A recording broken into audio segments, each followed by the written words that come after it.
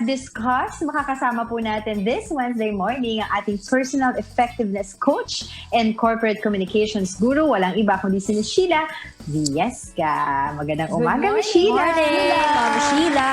Good morning. Good to see you again. Happy Wellness Wednesday.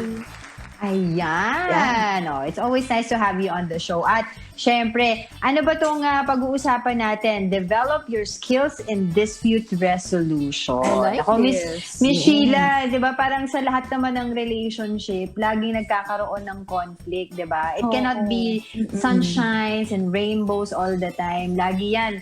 You will find yourself in a situation in conflict with your family, with your friend, with your friends, with co-workers, ganyan-ganyan. Oo. Pero yung ability mo to resolve the conflict, yun yung tinitignan, di ba? So, yun yung i-discuss mo sa amin. Yan. Miss Sheila. Correct. Paano ba? Oo. Unang-una pag-usapan natin yung difference between dispute and conflict. Kasi usually they're interchanged. And rightly so. Kasi pag may conflict, it's because of a dispute. Pag nagkaroon ng dispute, it eventually leads to conflict. Parang tingnan natin yan as the difference between stress and burnout. Stress is when you feel so activated kasi there's something that's different. There's something that makes you feel a certain sort of energy. In a way, Pero yes. compounded stress will make you feel drained. Pagpaulit-ulit. So that's when you experience yung tinatawag nating burnout. And likewise, when we talk about dispute, ito yung mga short-term disagreements na nangyayari sa bahay, sa opisina. And you're right. Anytime we deal with people, there's a possibility. Kasi hindi naman sa lahat ng pagkakataon, you will be in agreement. And disagreements are good. Yeah, disagreements can be productive. But if we allow the chaos within us and in the relationship to fester, that's when conflict happens. Usually, for many, conflict is a situation of no return. Kasi may mga deeply rooted issues na hindi na-address.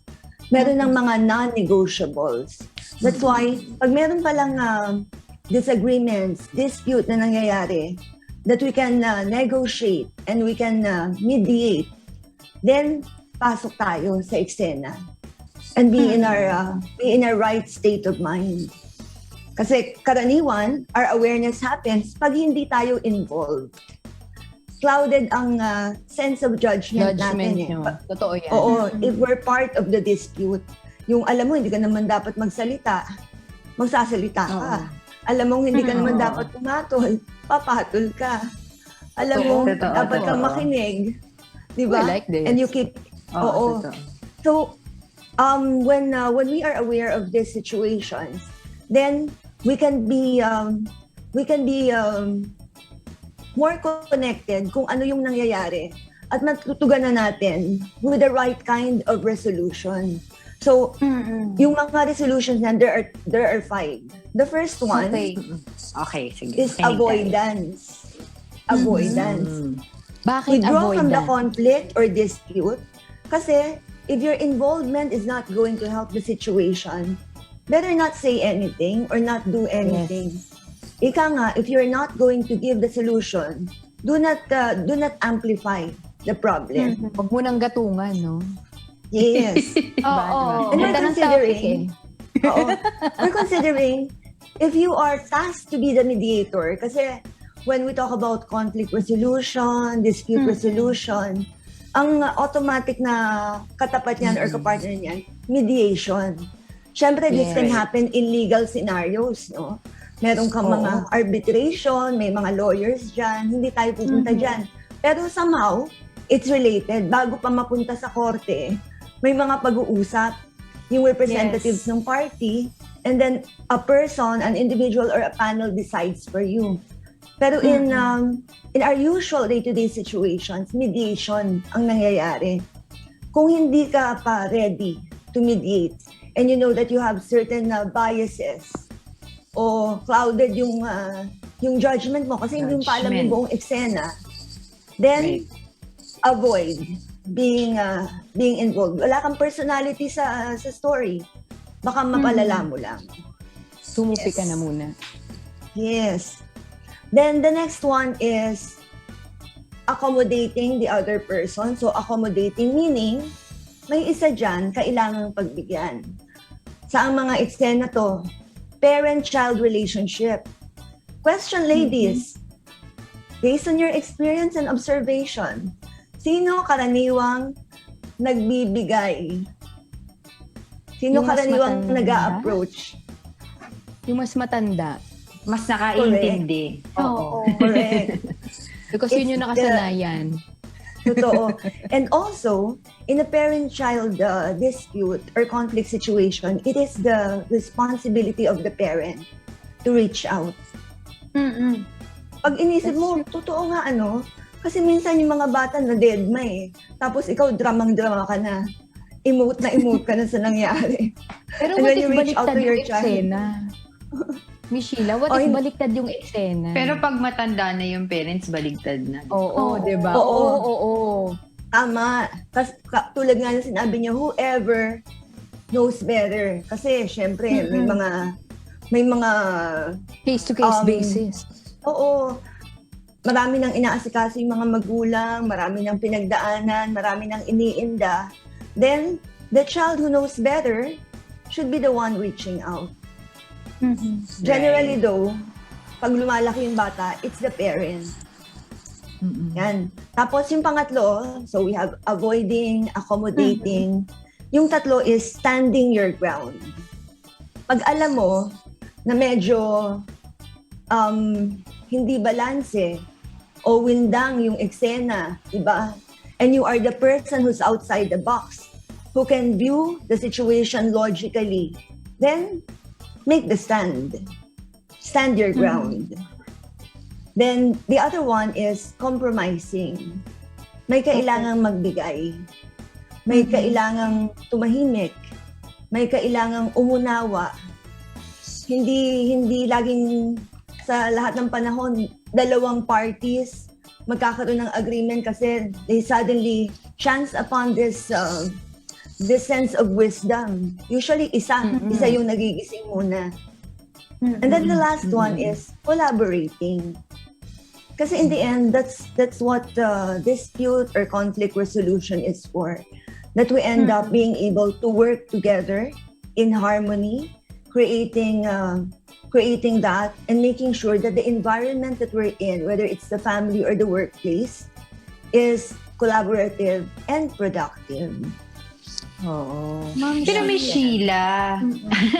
Sige, Tanong ko go lang, ahead muna. Kasi sabi nga nila, to disagree with someone and engage pa rin sila yet you can engage them with respect and honesty. Sabi nila, superpower daw yan Meron kang superpower. Kumbaga parang lakas ng loob. Talaga, it takes, diba, yung human It's a lot. decency mo sa, diba, yung pagkatao mo na you can engage with someone and yet, diba, may respeto ka pa rin dun sa someone na yun, napakahalaga. But for someone who is very vocal, very opinionated, diba?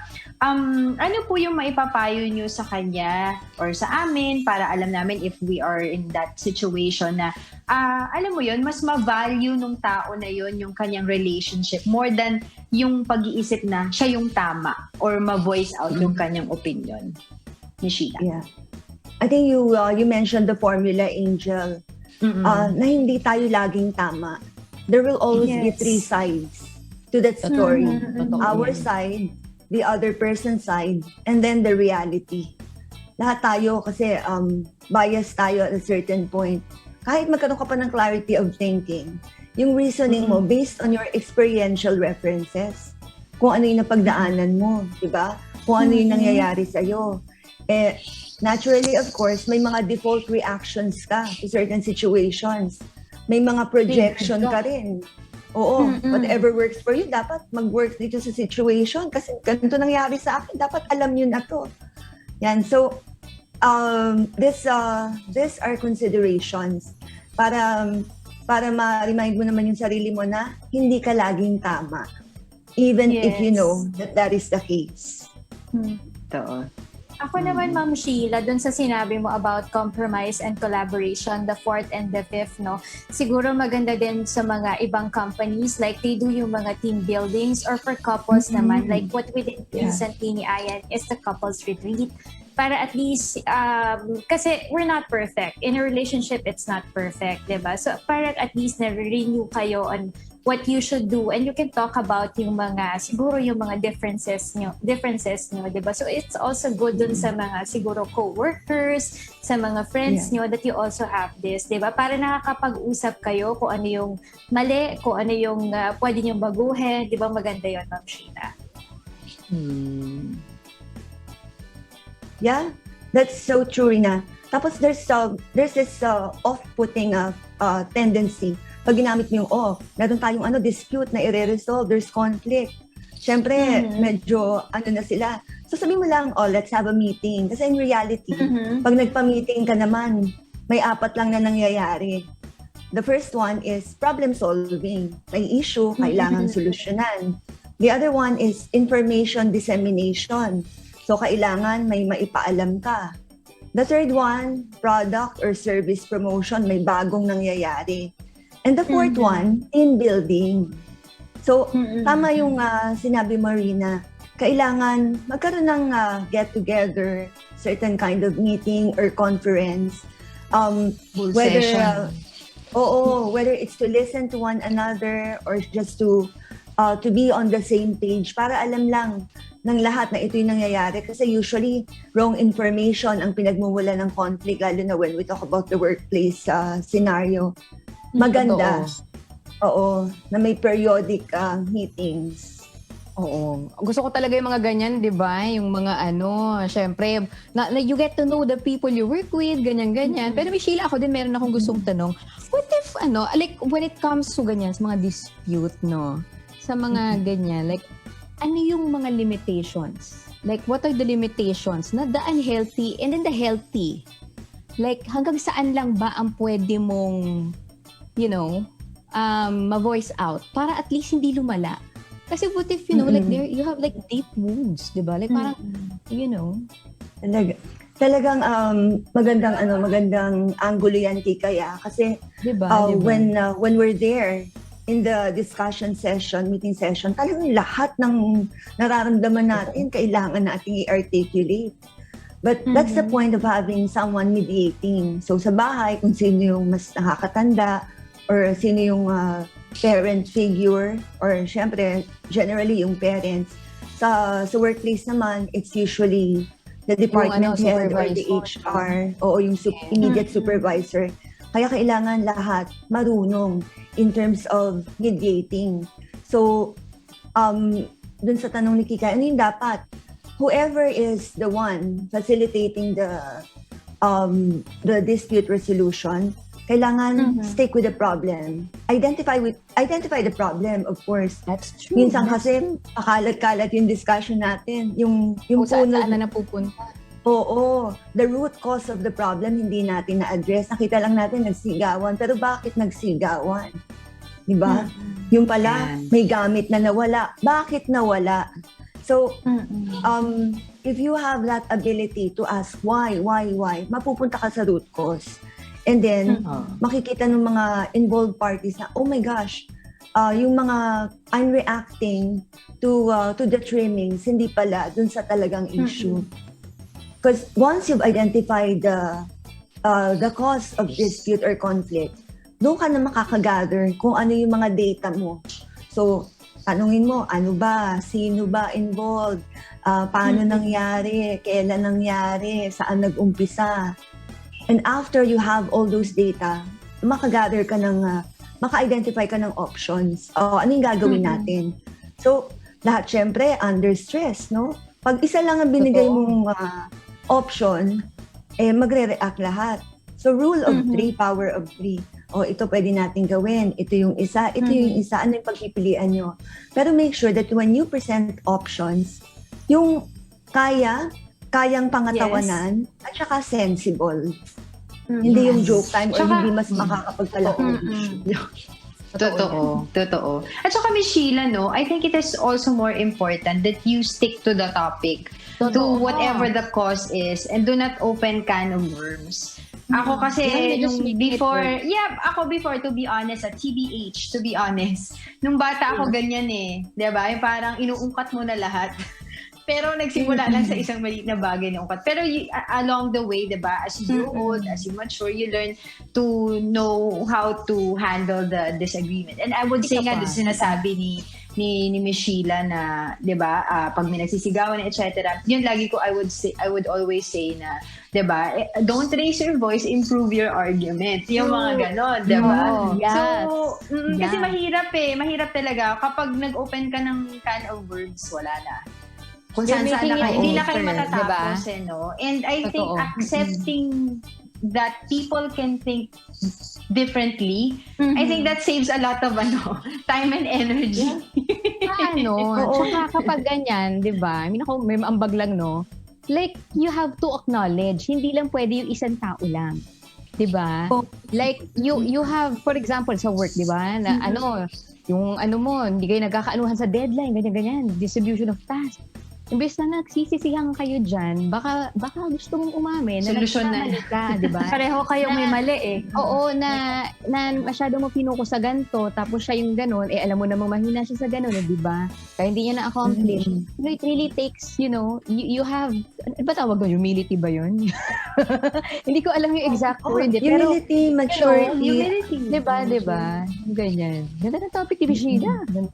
But some people kasi, hindi na nangyayari yun, yung humility and maturity. Parang ang tagal-tagal na ng dispute nila, ng conflict nila, pero they don't resolve it na. Tapos ang nangyayari, iwasan na lang nila yung tao when they cross paths, di ba? Parang ganun eh. Parang ang tagal na ng conflict na yun, pero hindi pa rin nila na-resolve, hindi na pag-usapan. Saka you be careful also with your words, no? With Miss Sheila. Ako ba si Miss Sheila? Di ba? You can yung ganyan. By all means, go ahead, no? It's always, mangyayari talaga yun. Pero your words. Your words. Yes. Because you don't. Tsaka, wag kang mahiyang magtanong, wag kang mahiyang mag-open ng conversation. But once you do, be able to listen. Kasi minsan, ikaw nga nag-initiate ng conversation, hindi mo naman pinagsalita yung isa. Diba? Eh di mas lumalim yung sugat. Totoo. And minsan daw. Go ahead, Miss Sheila. Go ahead. Yeah. I was saying, pag hindi natin in-address yung issue, as you mentioned, doon nga lumalala, nagkakaroon ng conflict situation. Kasi iba-iba na yung expectations and there are so many people getting involved. Alam mo yung majority, when there are disputes or conflict, nila, di ba? Sabi kasi nila so, nagkakaroon na rin ng mga usap-usapan. And in this regard, speaking of communication, yung mga gossips, iwasan natin. Yes. Yung pag-bring up yung mga sabi nila, kasi narinig ko dito sa kabila, stick with the issue. Diba nakakatakot yan? May gustong itanong. Yes. Go ahead po, go ahead. Oh no, I was just agreeing na nakakatakot when there are so many other personalities who are not even part of the story, getting involved and giving their take on what's happening. Saka pag ganyan minsan, 'di ba? Yung kwento nababaluktot, no, 'di ba? Na iba'y nakarating sa iyo, iba'y nakaganyan, mas lalo pang Always. Siguro, Ma'am Sheila, para din sa mga bata, no, you have to teach them how to say I'm sorry. Especially mga bata, they don't know yet yung mali sa tama, 'di ba? Tapos meron playtime minsan, may mga nakakaaway sila because they're not sharing their toys or gusto nila ng toys, mga ganon, mga simpleng batang away lang. But you have to tell them na you have to learn how to say I'm sorry para at least pagtanda nila, nadadala nila yung pagsasorry nila, 'di ba? Yung that's a very powerful word. Accept their sorry, they're wrong, 'di ba? Malaki yung Connect nagagawa natin yan dun sa humility na na-mention ni Kikay. Kasi especially as we mature, we find it more and more difficult to apologize. It's easy to teach that to a child, yung magic word na sorry. Pero pag marami ka ng baggage na dala, Diba? Marami na nagre-register dyan. Parang gina-justify mo in your mind bago ka magsabi ng sorry. When in fact, we can apologize even if it is not our fault. So, Yes. may nararamdaman na mali yung yes. isang Totoo yan. tao. He finds himself in a That's what I situation na hindi niya gusto dahil sa nangyaring dispute between the two of you. Apologize kahit hindi ka directly guilty. Involved, Diba? guilty. O involved, Oo. Ako oo. kami Sheila I mean, for me, until now, hindi ko naman siya masyado hindi ko siya sinasabihin, mag-sorry ka or ganito. Ang sinasabi ko sa kanya, pinapaintindi ko yung what happened and how would you feel if that happened to you. Yeah. And then that's when he realizes na, I think I have to say sorry. Para alam niya, naiisip niya na ito yung situation and this happened and it's not right. Maganda yan. Oo. Miss Sheila, meron akong last question, bago pa kung ano yung mga Sir, matanong ko. yeah, Ay, go sige. ahead. Go ahead, it's the Wi-Fi, that's a problem. Yun No, yung dispute natin yung Oo, Wi-Fi. dispute natin yung wifi Ang Pilipinas, ha? Naku, Speaking of, walang pinipili yan. Neo, di ba, nabanggit kasi ni Angel, it reminds me of communication with children and how intelligent they are. Kasi when you ask them to say sorry, hindi sila nagki-criticize. Hindi sila nagbe-blame. Which is usually what happens when adults apologize, di ba? Magsasorry ka pero i-criticize mo. Ang dami-dami. Ikaw Sorry kasi, ka. ayoko talaga. Diba? Sorry Diba? kung nasaktan kita. Nasaktan mo do nga ako eh. Don't say kung. Just do it, diba? Oo. Kasi kung, ikaw kasi, So, Diba? lahat ng yan, i-cut off natin when we have to apologize. Kasi we're considering na the point of that apology Tatapusin is yun to build the friendship, to reconnect once again, to minimize the gap, at saka to validate kung ano yung pinagdadaanan ng isang tao. Totoo. Yeah, Miss Sheila, Ika, hindi gusto you ko were asking. itanong. Mabilisan lang to. When, okay, sige, we did all that, yung mga steps na regarding sa mga na-discuss natin. When do you give up? Like, when do you let go na parang this is too much for you? Puno na ako. Diba? Like, parang may mga ganyang moments na parang, Nasasabog na ako. diba? Like, I'm done. No, That's ngayon, it. Well- fight or flight. Yeah. Good question yan, Kikay. Unang-una, wag ka na maghintay ng matagal if you don't have a personality in the story. Hindi ka naman involved. Give up ka na sa umpisa pa lang. Pangalawa, if it is a recurring problem na hindi masusolusyonan and you feel you're getting so involved, hindi ka nakakatulong, maybe another person can intervene, can do the mediation. Malamang hindi ikaw ang tamang mediator for that particular situation. And the other one is, if you're involved, actually mahirap yan kasi it depends on how close you are to the person at saka kung yung frequency and depth of your connection. So, turuan mo yung sarili mong maging deadma for a while. Hindi sa lahat ng pagkakataon kailangan may reaction ka. Hindi kailangan sa lahat ng pagkakataon i-discern mo kung ano yung nangyayari. Minsan you just have to keep distance para let things proceed as they should.